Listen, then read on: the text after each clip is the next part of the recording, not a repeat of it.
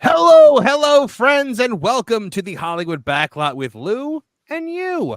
If you can't tell, I'm not Vash Sky. Unfortunately, he's not here today, and as the pinch hitter for the That Park Place network, I stepped in to fill the role. Folks, my name is Marvin, and I'm the Movie Monster. If you're not familiar with me, I run the Tooneytown TV channel over here on YouTube, and I'm a frequent contributor to both That Park Place, the Pro Show, and all the other affiliated channels. But you're not here for me. You're here for the man himself from regions beyond and having a ball, the one and only Lou Wasserman's ghost. Hi.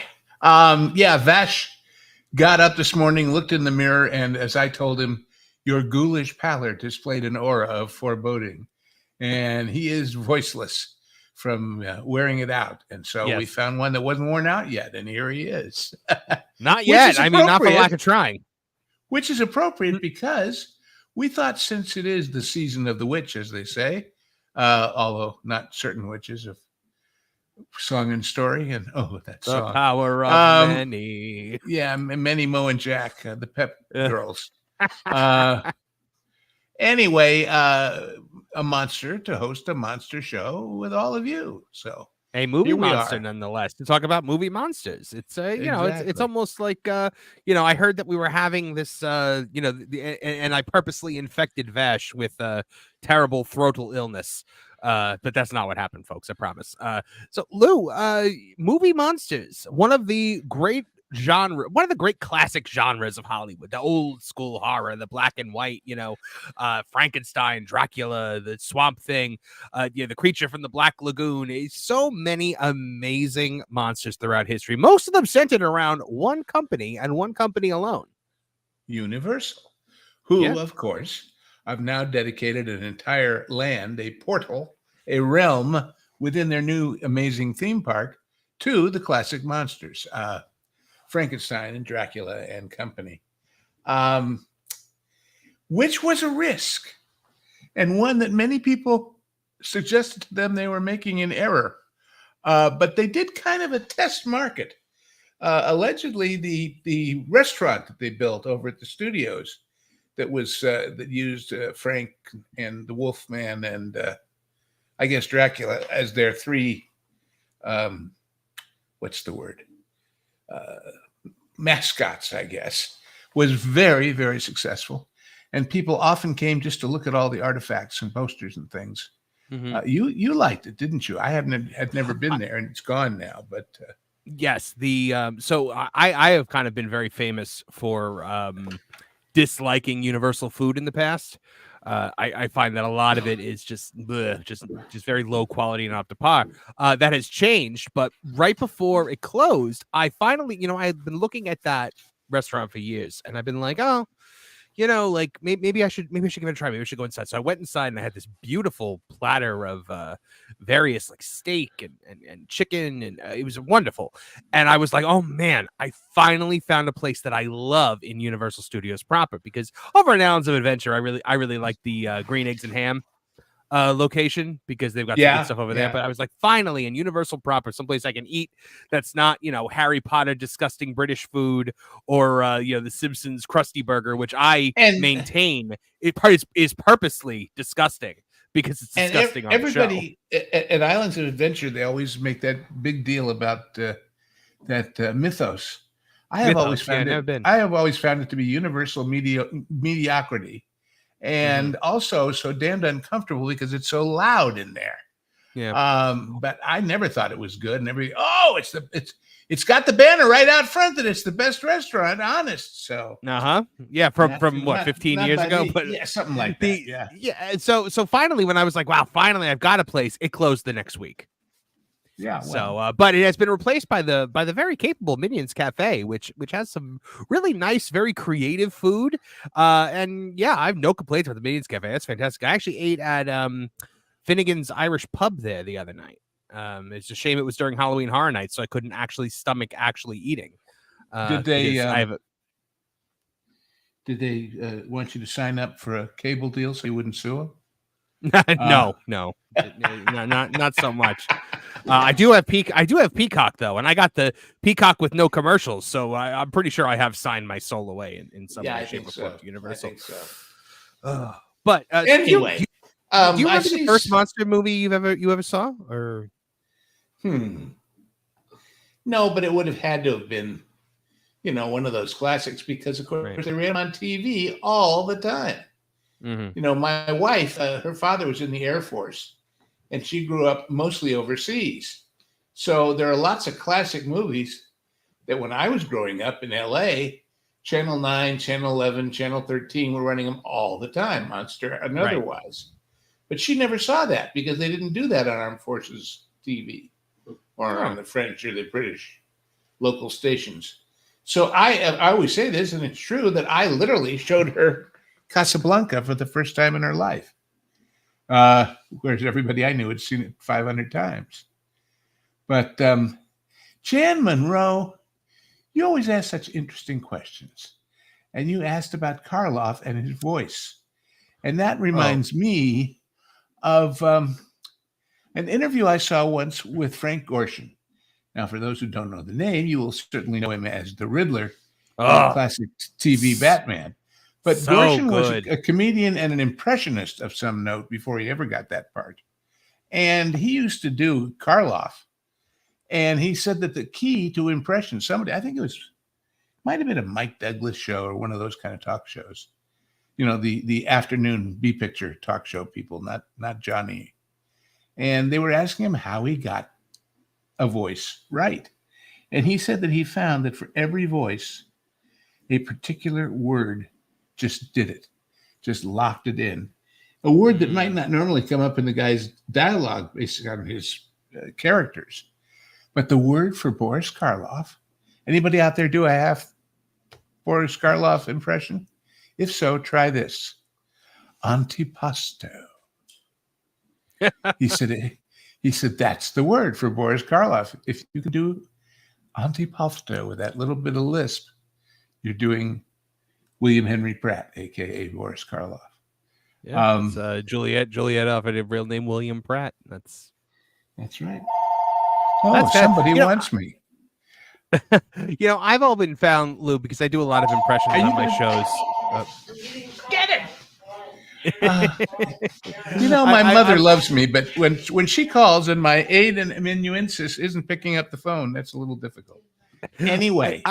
I do a lot of voices on my shows, and people ask me all the time about like how to develop voices, and I said, sometimes it's not really the actual tone of your voice that is important. It's the cadence in which you speak. Because if you can match someone's cadence and get your voice within like a mile of like what they actually sound like, then you've got an impression. Yeah, absolutely. I can do quite a few, but I'm not gonna, so don't ask me. By the way, Ruby Hoove checked in for $2 and said, "Have a great day and night, everyone." Well, thank you very much, Ruby Hoove. And we should do that. Samuel Maine has joined us for $3, which is lovely. Samuel Maine with a $3 super sticker. Shatner, Ken Raggard is talking about, and Shatner is all those funny pauses. And of course, the key is you take what's there and you exaggerate. Mm-hmm. Because if you just put in the pauses, okay, I get it. But if you really exaggerate it, suddenly you sound like him. Because Marvin, the movie monster of Toontown, can be heard. Oh, and Walken also. And of course, I was literally just about to bring up Christopher Walken because those are the two most common impressions that people do are William Shatner and Christopher Walken, because they have such a distinct cadence. And that's why it's so easy for so many people to do it. And most people don't actually sound like them, but if you at least get that cadence right, then and matching a cadence is something anyone can do. Maybe. Well, but folks, I will tell you the same thing I tell people who want to do magic tricks. Please rehearse. Yes. Don't make the audience your guinea pig for an impression. Mm-hmm. Yeah, please don't. Because A, you're going to be disappointing, and B, you're going to be disappointed in the reaction. So sometimes with an impression, I'll be talking to a friend and I'll be referencing somebody, and I'll just kind of like go with an impression while talking about something that they said, and I'll be like, "Oh, I didn't realize I could do that one." That's happened. Yeah, well, I find if there's a famous line that the person is noted for, and it fits into the conversation in a funny way, you don't just say the line, you say the line with the voice, whether your voice for it is good or not. I mean, you could say about somebody tells you they just finished their first semester. I'm just making this up. It's not funny, but it's there. And you say, well, this is not the end, and it's not even the beginning, but it is perhaps the beginning of the end or something. But if you did it with a little Churchillian, this is not the end, then it gets funny, so, or at least people know what the hell you're talking about, hopefully. But meanwhile, back in Monsterville, of course, Universal built these sets that were sort of general, all-purpose, Middle Europe, Eastern Europe, and the best was this little town square called the Court of Miracles. And when the big fire happened at Universal, unfortunately, it all burned down, but they did rebuild it. And in fact, the rebuilt one is in that montage that's in the opening credits for this show. But when you go on studio tours of Backlots, those sets are not, as we call it, dressed.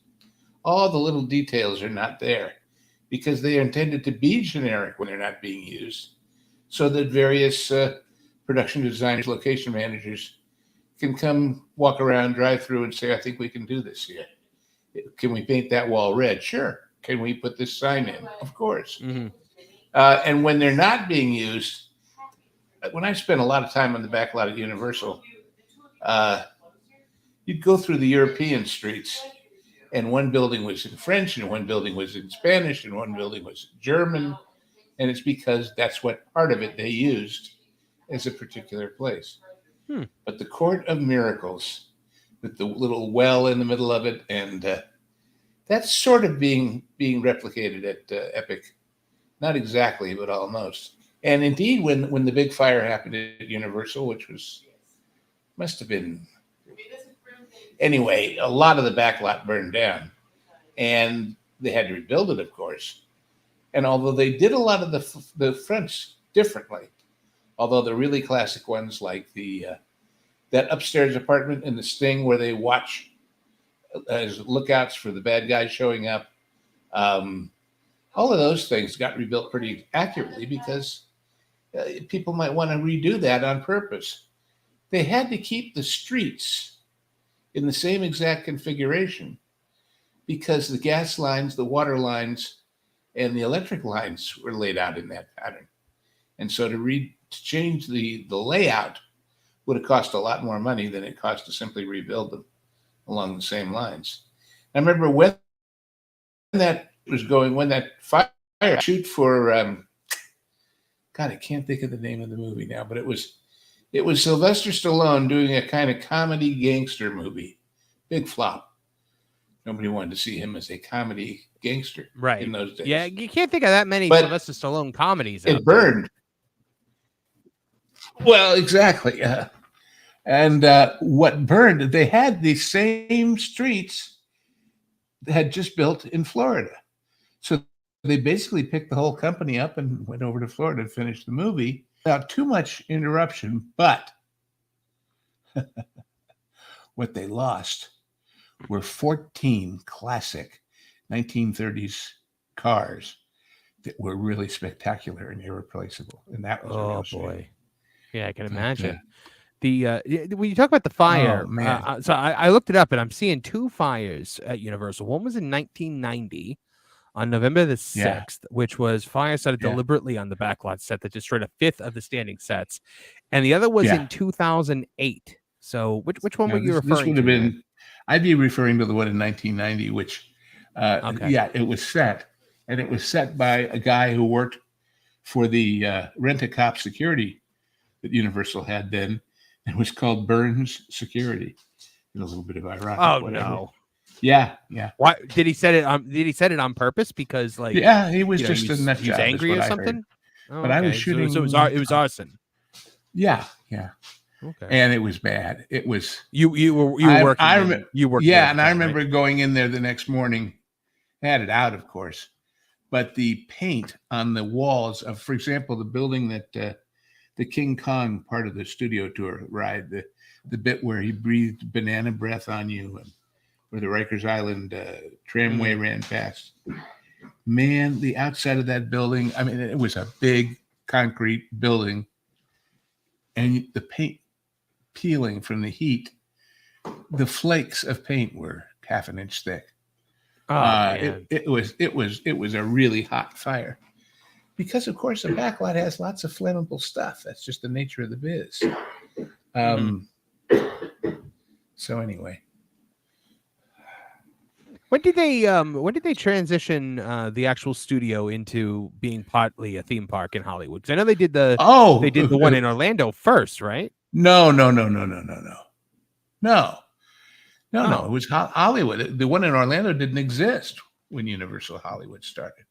Right. Technically, it goes all the way back to Carl Laemmle, because, of course, in the silent days, they didn't care if people did things like coughing in the background or not answering phone calls or anything. Dig. Interesting how you just pulled that one out of thin air. Well, anyway, because they literally, Carl Laemmle set up bleachers, like at your local Little League, and charged people and gave them a bag lunch, some fried chicken and a Coke, to watch the movies being shot. But no, actually, I know the guy that invented the studio tour, or did know him. I haven't known him. I don't even know if he's still alive. I wonder if he's still alive. This is the wonder of the internet. You can look it up and see if people are still alive. But we moved to Beverly Hills, my family, when I was in the 6th grade, and went from a much less prestigious community. And this guy, who was one of my classmates' father, his dad was a lawyer for MCA. And people know the story that MCA, the agency, bought the studio to shoot TV shows primarily, not so much features, because agencies were, quote unquote, packaging TV production. So they would put one of their directors, one of their writers, one of their cinematographers, 3 of their actors, and their composer all on the same picture. But they needed a set, so. Oh, apparently we've lost Lou. Not sure why. Hopefully he gets back in here soon, because, the whole show is him. All right. I'm going to vamp for a second while we await his glorious return. Not sure what happened there.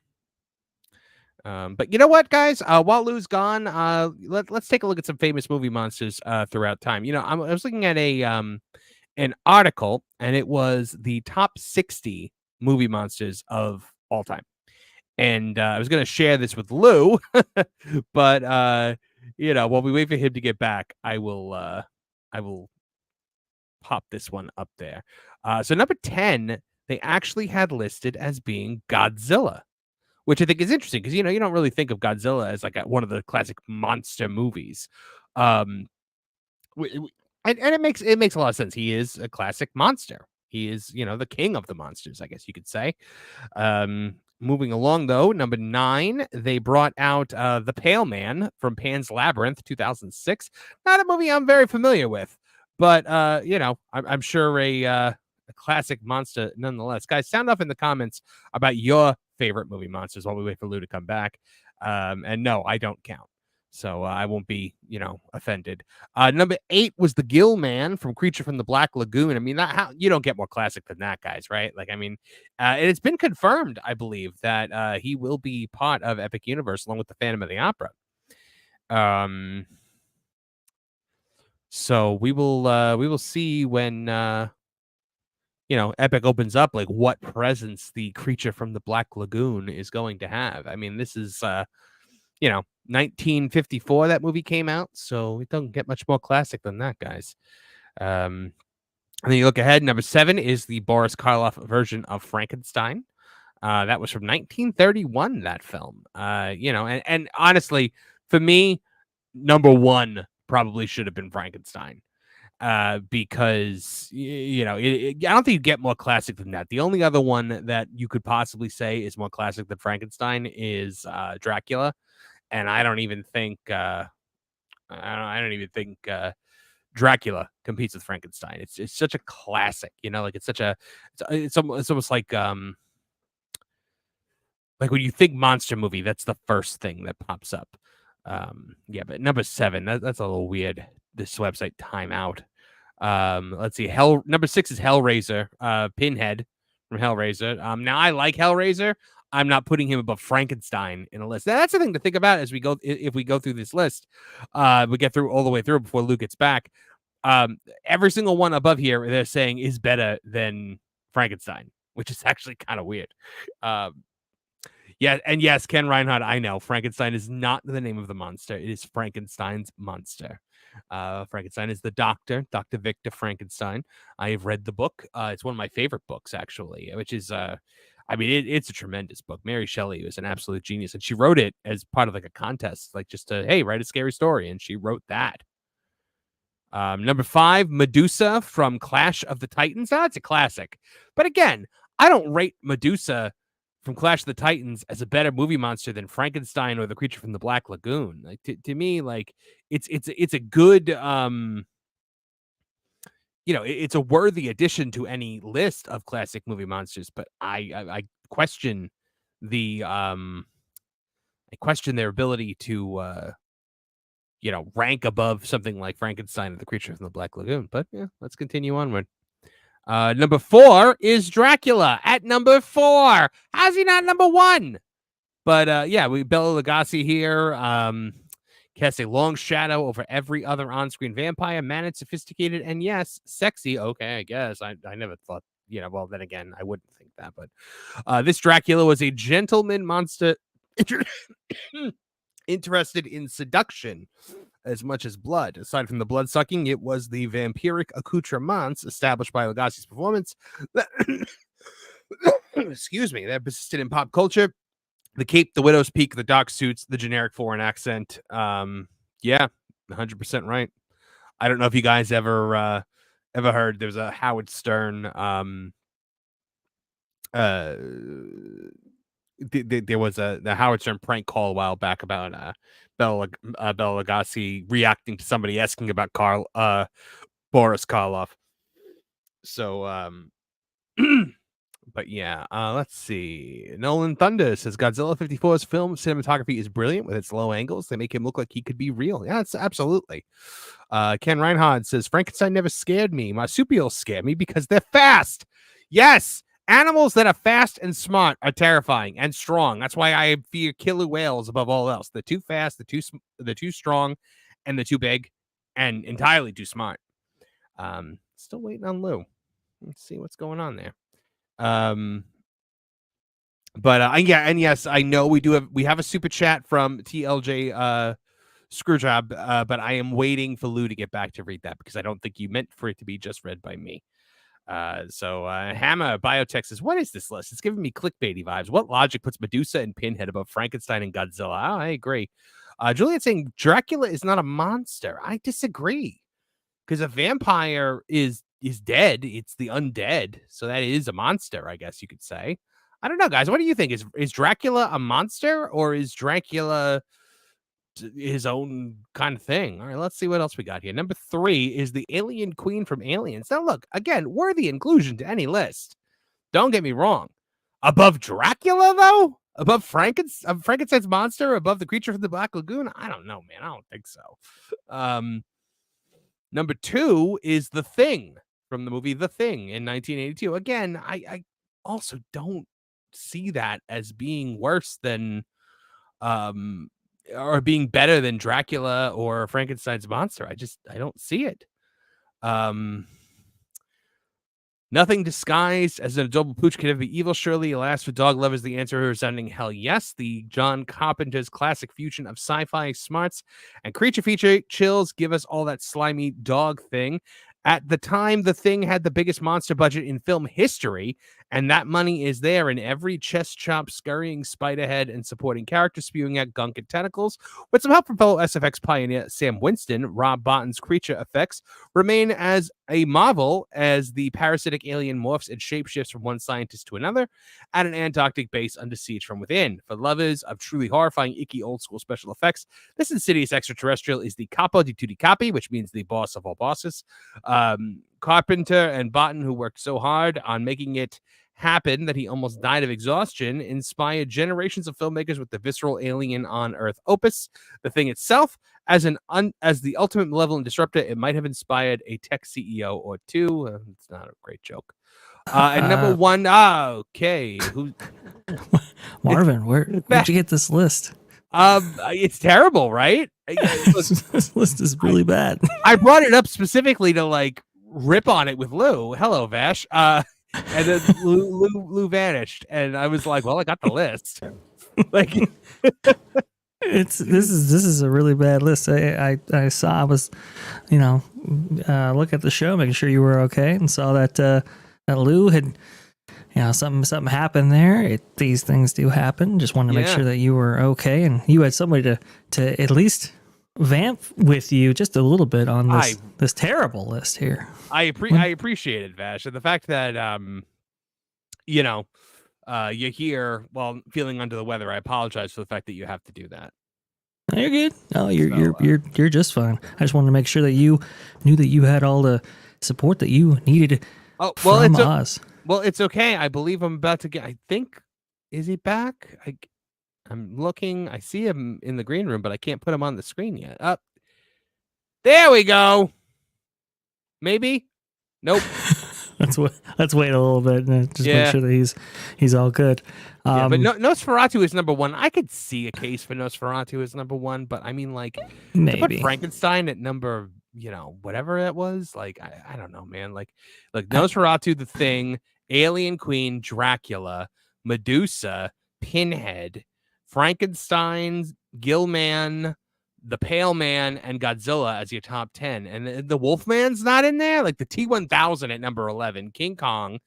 How is King Kong not 12? Numbered in top 10? That's crazy. I know. And Predator, The Beast from La Belle et la Bête, Bride of Frankenstein, Bub. I don't even know what Bub is. Day of the Dead, The Merman. Man, the Rancor. Where's the Wolfman? The Nazgul. Okay, now we're getting ridiculous. The Nazgul is like a movie monster. Like, no, absolutely. No. Ash, what's your favorite? What is your favorite movie? What would you say is the best one? Oh man, I really do. I get a kick out of Dracula. I really do. But I don't know. Whenever I see Frankenstein, it just conjures up so many great memories, especially those associated with Universal Studios itself and stuff. It used to be kind of like the unofficial mascot for the whole place. Somebody actually had some footage. I'll see if I can pull it up. But somebody had some footage. I think we got him back. I don't know what happened, guys. All of a sudden, I was talking and there was nobody listening, which was probably a good thing. But we went through a pretty terrible top 10 list of whose list was that? I was watching that. Who made that list? It was from a site called timeout.com. The 66 Timeout is the British entertainment magazine. Yeah, it's called the 66 they do the playbills in London. Yeah, in the London theater, they do the playbills. They should stick to that and not the not what they were doing. Well, but we vamped for you. We vamped for you with enough time and nuance, I guess. Vash, go rest. Drink some tea with honey or something, my friend. It's catching, Vash. My throat's itching now. Oh no! Yeah, well, I'll show you one thing. The creature from the Luden's cough drop. I'll show you one thing before I leave right here. So we've got some great footage of this, for example. He's just synonymous with that era of Universal, and so I love him. So he's probably going to be number one for me, but Dracula's probably cooler. Well, you know about my souvenir with Mr. Hitchcock. I took a job there took a job there right after he passed away. And he had his own bungalow and offices and everything on the lot. And they gave me one of those parking places. So when I pull up to my parking place for this new show I was doing, it says Alfred Hitchcock. That sign went in my trunk. And I still have it. Oh, that's amazing. And I have the one with my name on it that they put up instead. And someday I'll get them stuck together as kind of a shadow boxy thing. But well, yeah, look at it. There he is, 1993. Yeah. Frankenstein's monster. Yeah, I used to make appearances in the queue and stuff like that. And yeah, that was that area they built down there when they spun the queue off, the ride off as a separate attraction, as opposed to everybody got there and went on the studio tour and then saw whatever else they saw. Right. Yeah. Oh, great stuff. So I just want to go ahead and lay that on you guys. Thank you so much for hosting. I appreciate you stepping in, Vash. Yeah, hi, Vash. Sorry I had to call you out of the ward. Lou, you're fine. You're all good. And Marvin, thank you so much for handling hosting duties today. Really much appreciate it. Thank you. Baptism by no fire, problem, Marvin. But yeah, well, the tour was always interesting for people working on the lot because, for example, I was doing some work for about one summer I spent as a grip at Universal. And for those who don't know, they see the name Key Grip. What's a grip? Grips are the everything else guys in the construction and set process. Grips put up the scaffolding. Grips put the lights where they're going, but don't focus them. That's the electrician's job.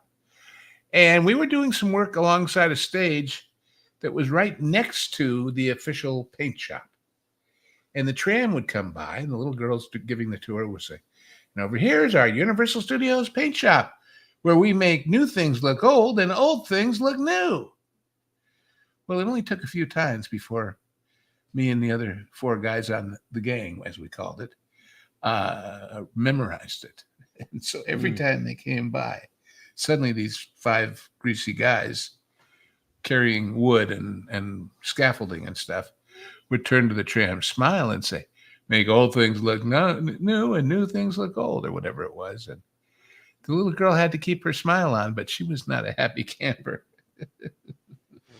Oh, that's too funny. Yeah. Because, everybody took those jobs as tour guides because they thought they were going to get discovered. And a few did. Mm-hmm. A friend of mine who went on to USC and became a very, very busy first AD and production manager. Started out doing the tram. So it was a way in, So when did they first start making the Hollywood studio into like an attraction for people? That was like way back when, right? Oh yeah, well, it's got to be 60s. 60s. I mean, now was it just like the studio tour, or did they have like rides and stuff too? Not rides, really. They had exhibits and displays, and they had a thing called Prop Plaza, for example, where you got off the tram uphill and walked a zigzag path for half an hour. It was basically an excuse to sell you more drinks and popcorn and stuff. Of course. But they had the car from, or the tank from, or whatever. Stuff like that. Would you have classified it at that time as a theme park or as more of like a Well, because there weren't rides per se, I don't know. It was just more like a studio tour, right? That's what it was billed as. Yeah, Universal Studio Tour. That's interesting. Because then they launched the theme park in Orlando in 1990. Yeah, no, this was much earlier. Yeah, sounds like it. All right. Well, trying to think of. Let's take a look at some of the things. Josh Hammond says Lou is back from training a young Jedi. Yeah, we struck him down, folks, and he became more powerful than you could possibly imagine. That's it.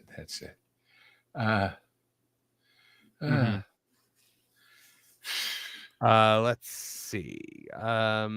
Josh says, if you think about what's more classic monsters than Dracula, Frankenstein, Mummy, etc., then say Minotaur, Medusa, and a Cyclops. There is a point to be made there. Those are the original classic monsters of mythology, like Greek mythology going back thousands of years. Here you go. The tram tour started in 1964. Oh, okay. So there you go. How many times have you done that? How many times had you done that? I couldn't begin to count. Yeah, many times. Because, for example, that friend of mine whose father more or less invented it, although he didn't do a lot of the details, the kid would have his birthday party up there, and every year we'd go to the studio for his birthday party, which was fine. But I had a friend whose mom was a docent at the County Art Museum, and she had his birthday parties there. That's true of any town, I think, just because you have to have a big movie studio or several. But it was interesting always that the others didn't go the same direction. Of course, Universal had more land than anybody. Right. Maybe not than MGM in the original, but MGM had gotten rid of a lot of it long before. And Culver City isn't exactly the heart of everything, whereas Universal Studios Hollywood is technically not in Hollywood either. But,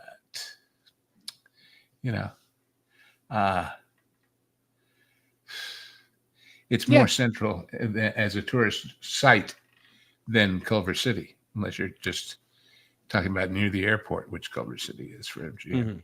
But all the studios, I remember going, first time I ever got on the big lots at MGM, lot 2 and lot 3, which had everything. I mean, they had French villages, and they had tropical jungles, and they had Indian Rajas' palaces. And that's how shows, for example, in particular, The Man from U.N.C.L.E. could go have an adventure in a different country every week. Right. It was all right there. But that was just because when they built it, they kept it, except the ones that they tore down on purpose. I think I've mentioned it. A lot of people know that when you're watching the burning of Atlanta in Gone with the Wind, you're watching King Kong's big wall burning down. That's fascinating. It's always fascinating me how they would reuse those things. Yeah, well, they wanted to clear it out, so there you go. But it's still happening today to an extent too, Lou. The set that they used for the TV show Gilmore Girls, which I believe is on the Disney lot, they ended up using that as Small Town USA in the Jason Segel Muppet movie in the very beginning.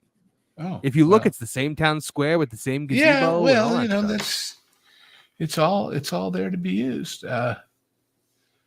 It's just always nice to me when they use real sets again, as opposed to everything being in the volume or everything being of on course, a green screen.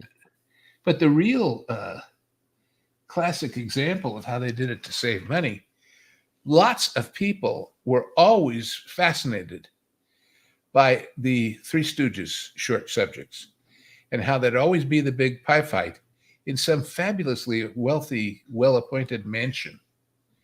Well, the writers wandered around the Columbia lot, and when Ernst Lubitsch, the master maker of those high society romances, was getting done with the mother of the bride's mansion in upstate New York, they'd say, what day are you done with it? Tuesday? Going to tear it down Wednesday? Don't tear it down till Friday.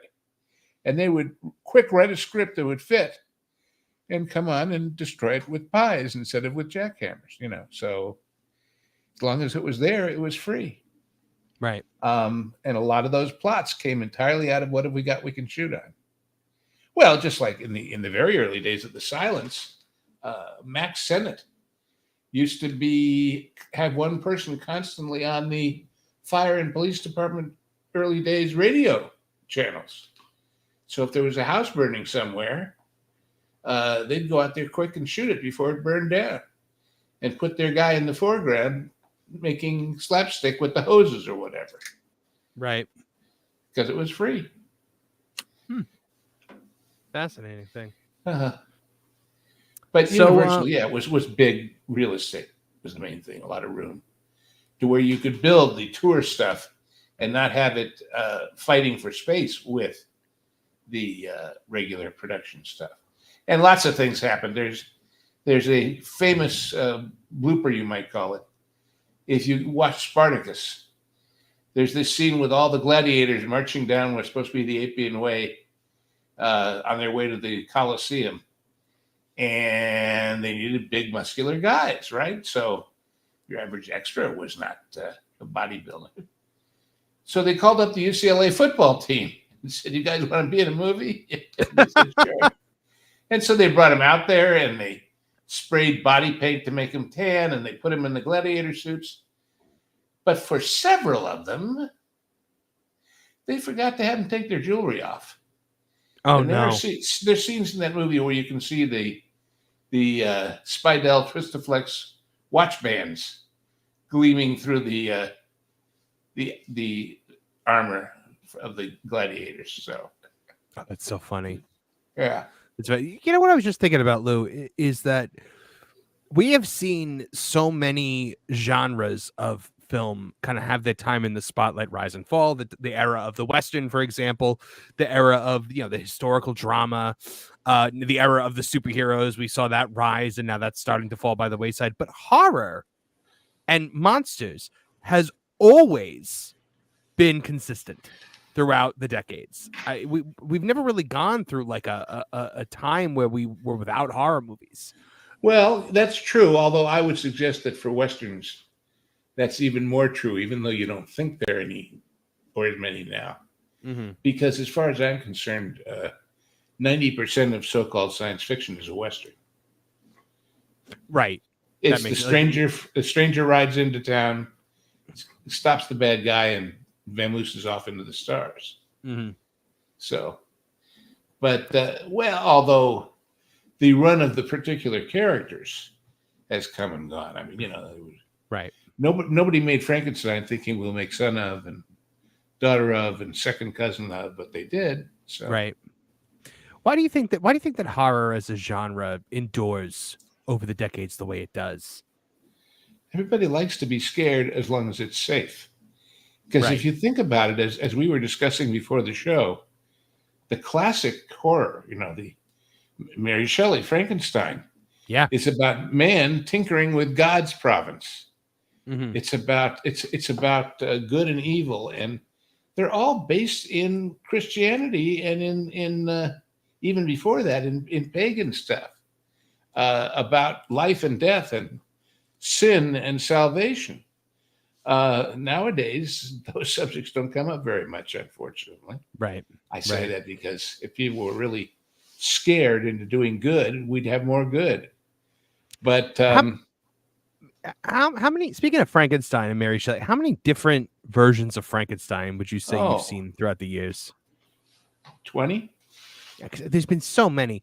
My favorite is back in I don't remember if it was the early 2000s or the 90s, but they did Mary Shelley's Frankenstein with Kenneth Branagh as the good doctor and Robert De Niro playing the creature.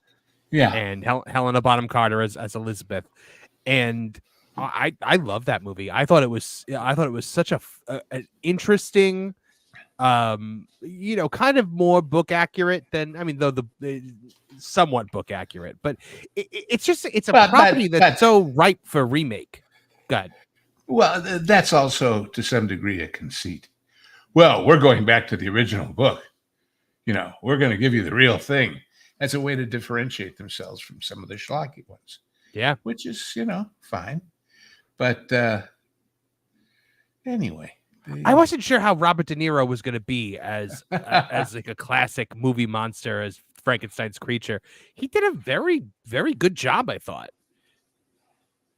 And that Park Place check-in and saying that it was made in the wake of the Gary Oldman Dracula, and that the art direction on the Branagh Frankenstein was great. And I agree. Yeah, it was very, very good. But so we do have a super chat to get to that I was waiting for you to get back for. TLJ Screwjob for $4.99. Thank you very much. Says, my friend was visiting from Florida and showed me Hot Fuzz, End of the World, Casablanca, and The Professional. Rick and Lewis getting away was a great end. That is an eclectic assortment of movies. Hot Fuzz with Casablanca.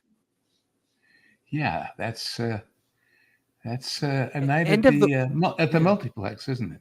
The multiplex of madness. Yeah, End of the World is probably the only one that I never saw. In that one, Hot Fuzz I've seen, Casablanca, and The Professional I've seen all of those. But yeah, so thank you very much for the super chat. We have a couple questions that have been submitted to us, Lou. if you would like to discuss that for a moment. Yes, tell us. So, guys, if you want your questions read aloud on the Hollywood Backlot with Lou and you, well, that is a rather easy thing to do. You just have to send an email. And I had the email address written down because Vash gave it to me, and now I can. There it is. I was trying to vamp so that I wouldn't have to say that I was looking for it. That is t3ponline@yahoo.com to submit your questions. You ready for these? Go. We've got a few here, so let's pop through them. First one coming to us from Paul. With Halloween later this month, in 1958, Universal issued a package of 52, one for each week, old black and white monster horror movies to TV, and encouraged local stations to have a local horror host to introduce them. The package was so successful, they issued another 20 movies, Son of Shock, 6 months later, totaling 72, and these were aired for years. I think this package revitalized the horror film, which Universal is still mining today by DVD release and Monsters Land at the Epic Universe Park in Florida. Here's a list of the film. Any thoughts on any of these? Are you familiar with these, Lou? The Shock Theater? No, but that sounds like a pretty standard syndication deal, to put together packages like that. Yeah.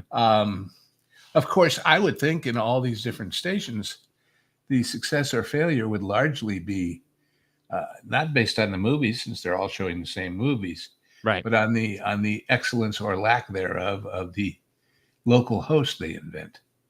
And look at I guess the most successful of local monster hosts would have been Elvira, Mistress of the Dark.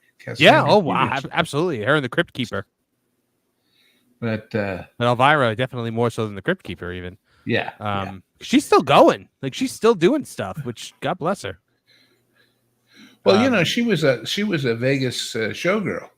I didn't know that. Oh, yeah. That's how she started, as a dancer in Vegas. And they put together the package at Channel 9 in Los Angeles, KHJ. And it ran and it ran and it ran. Local hosts are always a thing that I'm fascinated by. One of the more famous shows that did that was Fraggle Rock, actually, when Jim Henson created the main Fraggle Rock, and then every country that aired it had their own, what we had as Doc and Sprocket, the human and the dog who open and close the show. So that was, every country had their own version of that. In one country it was a fisherman, in another, it was always something different and new. I always thought that was fascinating to localize. Well, of course, like they did that in America with Bozo the Clown. One guy, Larry Harmon, owned the property, but he basically auditioned and licensed individual guys in local locations to be Bozo, because although they could certainly have run the national stuff for the TV show, what really sold it was doing personal appearances and events in the local market, and one guy couldn't do all that. So having a local, your very own Bozo. Here he is, your very own Bozo. That's so. It's a funny thing that they just kind of do with clowns, because in wrestling, there's a character named Doink the Clown, which was played by a guy named Matt Bourne for many, many years. And every independent wrestling federation on the planet will constantly dress somebody up as Doink the Clown, and there you go. You have your own Doink the Clown. So I always wanted my own Doink the Clown, but I never. He did have a little dwarf clown sidekick named Dink for a while. Mm-hmm. So we have another question here coming to us from Matt. It says, "Hey, Lou and Vash." I'll pass the message along to Vash. I just wanted to hear if Lou has any stories about Edith Head. If you look back at the movies in the 50s, she's always the person credited for costumes. That's fascinating. Well, she was certainly the most successful costume designer of them all. Although there were some great guys in the Art Deco days. Yeah. Venice Polgas, I think. But her tagline was, if it was a Paramount movie, I probably did it. And then later she moved to Universal, and they had a part of the original tour was a Edith Head exhibit of all of her classic clothes. Hmm. In a way, if you think about it, if the tour consisted of the shark from Jaws, the runaway train, the collapsing bridge, later on the subway train, and with pyro and fire and King Kong and all the rest.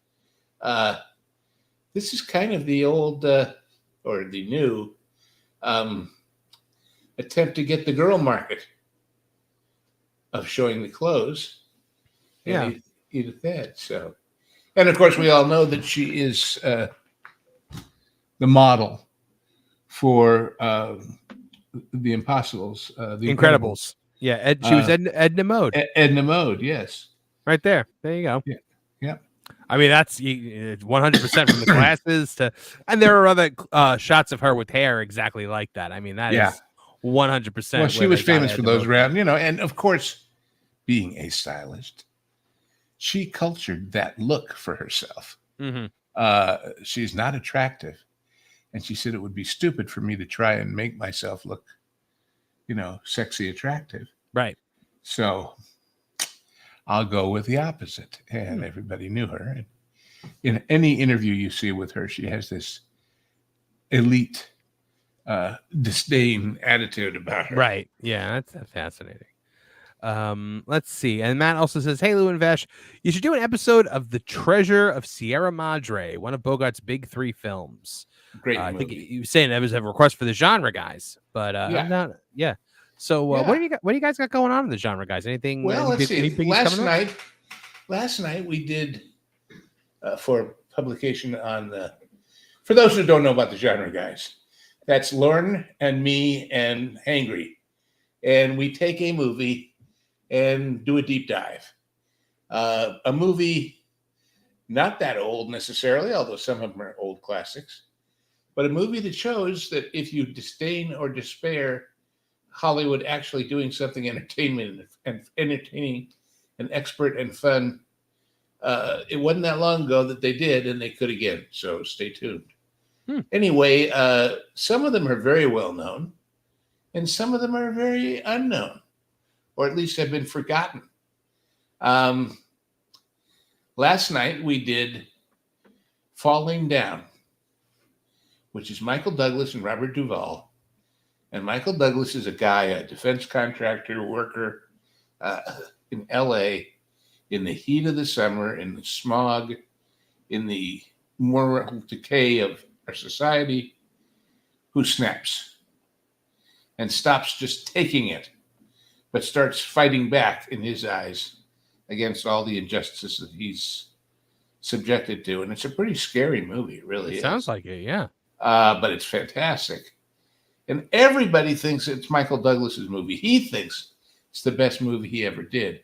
And as far as I'm concerned, he's very good, but it's Duvall's movie.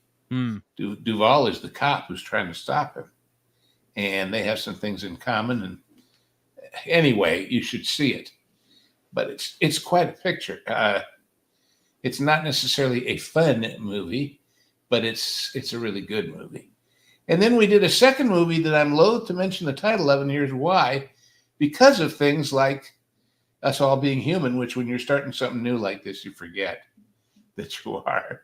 But because we've had instances recently where one or the other of us couldn't make the show because we were not well or we were on family vacations and away, we decided we should bank one. We should have one that in case something happens, we can put it out there. Now, you can't do that with this show, and that's why we worked so hard to recruit you to take it over today, because it's a live show. But we did a movie that I think everybody takes for granted. Watch our show about it, and you won't know when that one comes up. It'll just happen. Because like I say, it's carefully preserved and ready to be plugged into the schedule. But there's so much more there than you ever knew. Anyway, what happens with these shows is once a week, they go up for members only of the Pro Channel. And so those of you, I know a lot of people get their membership in the Pro Channel because they happen to be watching the Pro Show when some generous soul gives out a bunch of freebie memberships, which is a great thing to do. But then in a month, when that free one runs out, the next thing you hear about it is a message from YouTube saying, your membership just ended. Do you want to buy it again? So a lot of people get a little offended with us. What are you doing billing me for something I never bought? Well, that's because you got a gift one. So be aware, if your name is green over there on the right, just like if you look right now, you'll see Josh Hammond, one of our wrenches, is blue. But if your name is green, you're a member and you're open to all kinds of special content. But 3 months after it airs as a members only show here, or rather there in the Pro channel, it comes here as a freebie. And Vash edits a little bit and comes up with more graphics. And we get a second bite from that same apple. And the latest one here for that is Roller Coaster. Oh, nice. Which is a fascinating movie. As I said before. Yeah, I have been told by Vash that releases of the Genre Guys will be resuming on both Pro's channel and that Pod Place this week. So make sure you check out. We got, new and new to you episodes that are coming to both channels. So make sure you guys find that. Lou, anything else you wanted to discuss this week before we close out the show?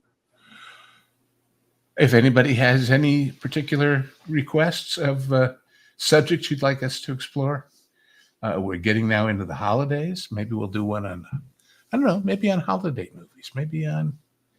We did it on, which shows you how long we've been doing this now.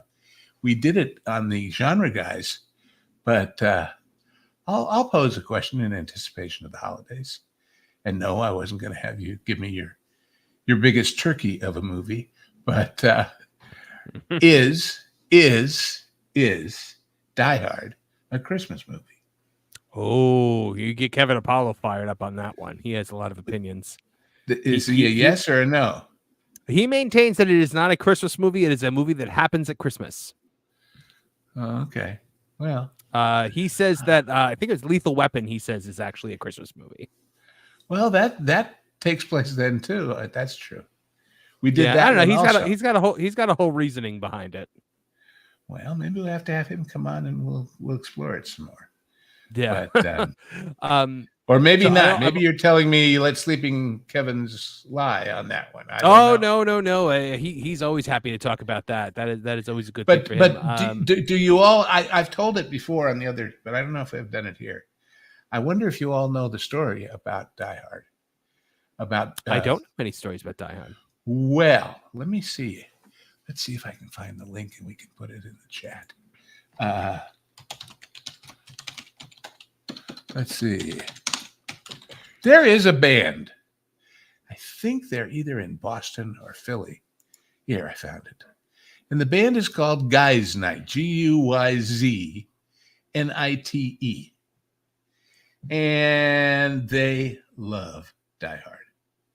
They love Die Hard more than you love anything you love but a spouse, and maybe even more than that. And so they wrote a song and made a song called Die Hard. And it's a great song. It's a hard-driving rock song that tells the story of the movies. And I mean, it starts off about, remember when we first met John McClane, Argyle picked him up from the plane, and it goes through the plot. And when they wrote the song and they decided to do a music video, instead of them playing the music or whatever, here it is. I'll put it in our thing back here, and you can put it into the show. They took clips from the movie back in that dawn of early issues of copyright. Back in 2006, they did the first verse. Mm-hmm. And they illustrated it with the movie. And it's a great song. And the chorus is yippee-ki-yay, mother, blah, blah. Mm-hmm. I'm going to censor it here just so people know. And it's great. And then came Die Hard 2. So they added a second verse. And then came Die Hard 3. And they added a second verse. And at that point, while post-production was going on the fourth movie, Fox figured it out.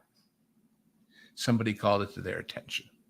And the legal department was kind of upset because, hey, they're using our movies without our permission and we should sue the bastards. But happily, the PR department got wind of it and said, no. Don't sue them. Let us talk to them. And so they went to them and they said, listen, guys, technically we could sue you, but instead we'd like to promote our movie. It's the fourth one. We're not sure if it's getting a little stale with the audience, could use a little boost. And you obviously love it. Well, we cannot show you the rough cut. So we can only give you a very brief synopsis of the plot. And we can only give you the clips that are eventually going to be in the trailer. So you won't get the whole movie. But if you will add a fourth verse to your song about the fourth movie, we'll let you do it legally and wipe off the sins of the others. They said, heck yes, of course. So that is the link that I just gave you. And it's a good example of a big studio corporation being smart instead of didactic or whatever the word is. It'd be amazing to play. I don't think we can because I think I don't know. We can't play it, but we can give people the link and they can go play it themselves. Yeah, absolutely. Let me put the. I'll put the. And link I'll tell you, folks, turn your volume up, and if you like Die Hard, like Guys Night, like Die Hard, you're going to have such fun. It is just a ball. And like I say, it's kind of an interesting story from a movie business promotional aspect. So it's right there in the chat for you guys. Well. Yep. All righty, Lou. A couple of things to point out as we're about to leave. We are about to see a huge shuffle around a lot of our shows. Oh yeah. Yep, over the next week. T3PO Live is going to be moving to its new time, Thursdays at 5 p.m. Eastern Standard Time, 2 p.m. Pacific Time. And then we're also going to see That Park Place moving to 2 days a week, and that will be taking place from 11 a.m. to 12 noon. The Pro Show is moving to 2 days a week, and that's going to be Tuesdays and Thursdays from noon to 2 to 2:30 p.m. So that is, and I believe that Game Place is going to be rescheduling as well, but I don't have that information directly in front of me or if that's official yet. So keep an eye out for that as well. One of the things that I have been pressing for that I will let you take to the appropriate powers that be is a place on the website with the schedule of all the shows. So if people want to, gee, when is that one on? What day? They can click on thatparkplace.com and see them all laid out. Just like TV Guide, you know? I'll pass that along to the folks that makes those decisions because that's a great idea, Lou. T3PO Live will be redirecting on Thursdays to my show, to Toonie Talk TV over on Tooneytown TV channel. So Lou is a frequent contributor on that show. It's myself, it's Kevin Apollo, it's Trish, it's Spencer McCooley from Bounding Into Comics, it's Lauren Connor, it's Martin Stone, it's Nolan Thunder, with special appearances by Lou as well, and a bunch of other people that like to pop in and out. We've had Culture Casino, we've had Jonas J. Gamble, we've not had Vash yet, but hopefully sometime soon. Pro has dropped in as well. So come on, check it out. Thursday nights at 8 p.m. That's for Toonie Talk TV over on another great show. The only reason I'm not jumping in and endorsing all of those people is because they're all great. They're equally wonderful. I can't tell one without all the others. So. It's a solid team. It's a solid team of wonderful people and good friends. So that does it this week. Lou, do you have a specific sign off you want to give the people? Well, since we did Halloween this week, I guess it's beginning to look a lot like Hanukkah. I can't think of any Hanukkah movies really, but Christmas will be coming. The goose is getting fat. Needs to put a penny. So, if there are any particular favorite Christmas movies you've got, let us know. If there are any particular favorite subjects or movies or shows that you just wish they'd leave alone, that you're sick and tired of for Christmas. I mean, I remember when some of those Rankin Bass bad animated things was like 2 hours of your life that you're just going to not watch television because you couldn't get away from them.